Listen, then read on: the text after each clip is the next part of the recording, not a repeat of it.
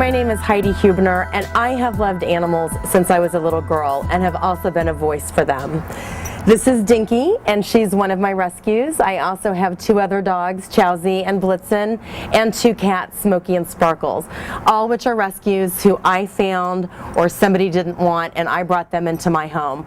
And I honestly cannot imagine my life without having animals. They are amazing. They give me so much joy and happiness, and they have unconditional love. And I'm here today because I want to take you on a journey to one of the shelters of Los Angeles, one of the animal shelters. The shelters are in a constant battle of trying to place animals into loving homes. And the battles that they face of owner surrenders, people not thinking before they bring an animal into their home, relinquishing them to the shelters, dumping them on the streets. It's hundreds of thousands of animals coming in each year, not only to the shelters in Los Angeles, but nationwide. So we're here at the East Valley Animal Shelter, which is one of the animal shelters of Los Angeles, and this is a typical lobby of a shelter and what they look like. So if you've lost an animal, or if you're looking to adopt an animal, you would come here, and the first place that you would go to is the front desk, and the staff will help you with any questions that you have. And when you walk into the lobby, there are areas to sit down where you can visit with animals, you can talk to staff or talk to volunteers. My name is Brenda Barnett. I'm the General Manager for Los Angeles Animal Services. The general manager wears a lot of different hats, and it sort of depends on what day of the week it is, but for the most part I'm the chief administrator, making sure that we're operating within the budget, we're saving as many animals' lives as possible, we're giving the public the best possible customer service from our animal control officers, basically that we are being an asset to the city and to the citizens here. LA Animal Services is a municipal shelter. We do take donations, so we have some charitable interests and some ways that people can donate and get tax deductions, but we are a city shelter. We have 6 shelters that we operate. We have about 60 animal control officers that cover the entire city. So we provide public safety, adoption services, spay-neuter services, anything animal, you can come to us. We have wildlife, rescue services. If you have a cat 40 feet up a tree or a horse that gets stuck in the mud, we have people who can come and help and solve that problem. My family and I, we have lots of pets. So we have a cat, we have 3 dogs, and we've always had pets in our home. And I have 4 children who always find a stray and bring them home, and then we adopt them, or we actually go to the shelters and adopt pets as well. The shelter workers and the volunteers at all of the shelters try so hard every single day, I know honey, to try to find homes for these animals, but it's overwhelming.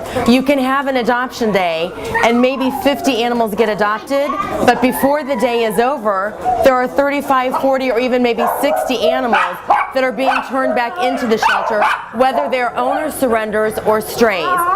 My name is Jan Selder, and I'm the Director of Field Operations for Los Angeles Animal Services, and I oversee several of our special programs, the volunteer program, the foster program, all of our special adoption events, our media events, and I also work with our rescue partners, the New Hope program. Why do the shelters have so many animals? There's a variety of reasons. For dogs and cats, we have several animals turned in by their owners. The owners bring them in for various reasons. The most common reasons that dogs are brought to our shelter is the owner says they're moving and they can no longer keep them. The most common reasons we see for owners bringing in their own cats is that they have too many or they're allergic. So those are some of the reasons we see. We have them that range from I can't afford it, it's too old, it's too young, it's too small, it's too big. Almost any reason that you can think of, we've had someone turn their animal in for that reason. For those that are having problems, maybe they're thinking about surrendering their animal, but they do want to keep their animal, they're trying to, the shelter does offer a few services. We do, when you come in, we do try to work with you to see why you're surrendering your animal. It could be if you can't afford the medical care. We have low-cost veterinarians that we work with that can help out or can help give you some money to subsidize if your veterinarian takes coupons. We have those for spay-neuter. So if it's a cost or a medical problem, we can work with you on that. We sometimes even work with our rescue groups. We partner them up with someone who's trying to place their animal. Sometimes instead of coming to the shelter, they can go straight to a rescue group. We always encourage people to think of different options other than turning their animal into the shelter. Pet overpopulation is one of those terms that I'm not really comfortable with. I think, yes, we have more pets right now here in Los Angeles than we are able to find homes for. But when you consider that, you know, somewhere between 15 and 20,000 animals do not make it out of the shelters alive right now, and there are 4 million people in the city of Los Angeles, I think if you do the math, if we start doing better outreach, better education, there are really enough homes, and we just have to find them. Hi, I'm Andrew Brown. I'm a volunteer here at East Valley Animal Shelter. I've been volunteering for about 2.5 to 3 years, and right now I'm doing my favorite thing, which is just cuddling with one of the dogs. This is Sky. She's about 11 months old, and a couple weeks ago she was just totally terrified of everybody. Spent a few days working with her, and she started coming out of her shell, and now she's really friendly and getting confident. There have certainly been dogs that I've worked with who haven't made it. More of them have, but yes, definitely some of them do not. But even in that case, I feel that if I spend some time with them and made their time here a little more comfortable, a little happier, then that's worth it anyway. It's critically important to spay and neuter your animals because we just have too many of them. For every puppy or kitten that's born and adopted out, that takes away a home that could have gone to one of the shelter dogs in need. As long as we have a pet overpopulation problem, there's no real reason to be breeding new ones. You really shouldn't buy animals at a pet store. There's wonderful, beautiful animals ready to get adopted and to receive your love and affection. We have them already. They're in the thousands. And unfortunately, we are not at a no-kill rate in the city of LA yet. Hi, my name is Arlene McNeil, and I'm actually located at the North Central Animal Shelter, and I actually work in the volunteer office, and what I do is help volunteers definitely get into the shelters to provide TLC for our animals that are here. Well, there is a minimum hold of any stray that comes in of a 4-day holding period. Microchipping is very, very important. Actually, anything that leaves our shelter, any cat, any dog that is adopted from our shelters does get microchipped, and if you have any pets at home, we highly recommend that they get microchipped as well. You know, a lot of people wonder, how do the animals get to the animal shelter? Why are they there? Is there something wrong with them? Are shelter pets different than any other pet that's out there? And the answer is no. Shelter pets are the same exact pets that everyone has in their home, or that you would find in a pet store, or that you'd find at a breeder. The reason that they're here is not usually their fault, it's usually a circumstance of their owner's fault. You know, if they do find a pet here that maybe was, say, too playful, that just simply takes some training to take that out. You know, a lot of people turn their animal in because it's too rambunctious or too frisky. That's just training. That's an easy fix. Owner surrenders are pretty difficult for us to deal with. You've had a dog or a cat that has been sitting on a couch, and for some reason you can't keep that pet anymore. They get very depressed, and sometimes they get very skittish, and sometimes just being here is very stressful. So we need to make sure that we definitely, along with the strays, keep them socialized and all that good stuff. But we definitely want to let people know, do you have a family, do you have a friend that can maybe take over? There are different organizations out there that will help.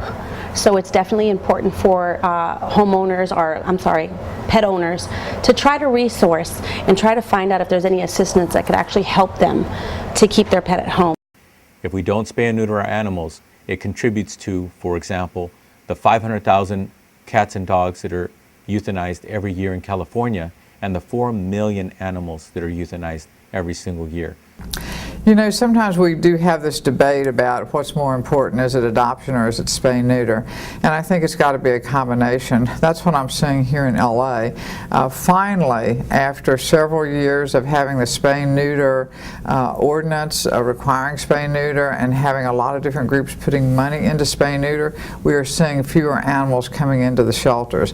At the same time, there's been a step up in the number of partners that we have who help us, our New Hope partners, the the 501c3s who pull animals from the shelter, help us find homes for them, our own adoptions, partnerships with other large agencies like Best Friends to increase adoptions. So the two together, I think, are driving our Live Safe rate. We often get people who are very passionate who want to know why we do take the lives of animals in the public shelter, animals that they consider wonderful and very placeable if we could give them more time. For us in LA City, it's not a matter of time at all, it's a matter of space. When we fill up to the point that we have more animals together than it's safe, when we don't have a place for them to go, when we don't have a rescue, when we don't have a foster parent, foster family, when we don't have an adopter, then in order to keep the animals from hurting each other, we do euthanize animals for space. But it's never just for time, it's always for space. One of the ways that people can definitely help us out would be volunteering. We have groups that come in here, they walk the dogs, they actually get to keep them socialized, they bathe them, and they give them a whole bunch of TLC, which again keeps them socialized and helps the promotion of the adoption, because when you have a dog that's been sitting in the cage for a little while without any exercise, they build up a whole lot of energy, and when you come to look for a pet and he's running crazy in his cage, it makes it a little bit more difficult for them to get out. So we definitely want to keep them socialized, exercised. You know, we have a lot of people that are not, they don't understand why spay neuter is so important. They don't see it every day like we do, so they don't understand. They think, well, I want to have my dog have puppies. I want babies from my dogs. I love my dog so much I want to keep a baby, or I want my children to see a puppy grow up or a puppy being born. And they're not, the reality hasn't hit them yet of really what happens. And I like to explain to them, first of all, I love to have them come to the shelter, because then they can see in reality what happens to all the unwanted dogs and cats that somebody just wanted to see a life born, or that, you know, thought not spaying and neutering wasn't a big deal, and then found out later that now they have a litter of animals that they don't want. So I love to walk them through the shelter and show them that. I also like to let them know there's many other ways to teach your children about animals and the life cycle, and having puppies and kittens at home is definitely not one of those ways. My name's Megan Fenner. I'm the manager of the Lang Foundation. The Lang Foundation is a nonprofit animal rescue. We rescue cats and dogs from city shelters that are on their way to be euthanized.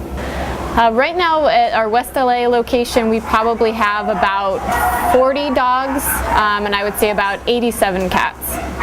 Spay and neuter is a no-brainer. I mean, it's why there's so many animals that never get a chance at a home. You know, it's about health. You know, when a cat is not spayed, their chances of developing ovarian cancer like triple. My feeling is that there is occasionally a good reason to turn in an animal, but for the most part, the reasons that are given are not good reasons, they're selfish reasons. I would encourage people to think of their animals as family members, and if you wouldn't turn in your children for a problem, you probably shouldn't turn in your pet. My name's Clay Fowler, and I'm just a dog lover. They get me every time. This is Abbey Road, and she was adopted in 2007 by my wife, and she is like a child to me, you know, and I feel so lucky that she was adopted and turned out to be perfect the way she is. I mean, she is perfect in every way. She's so well behaved. I love animals for a variety of reasons. As a child, I grew up with animals. I'm an only child, so animals were who I turned to as my friends, you know, who I spent time with, nature, all that.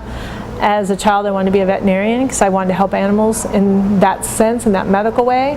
Or I even thought about maybe being a police officer because I wanted to help people too. And then I found this job, which is both. I help animals and I help people both at the same time. And it helps my love. All these animals here need love, and I can do that. I can love all of them. They can, you know, I feel like they're all my animals, and I can help them out that way. I think most people feel that animals are non-judgmental, so they don't judge you. Maybe your hair and makeup doesn't look so good today. They don't care. They just love you. They're not worried about things like that. What kind of car you drive, doesn't bother them. You know, it's unconditional love.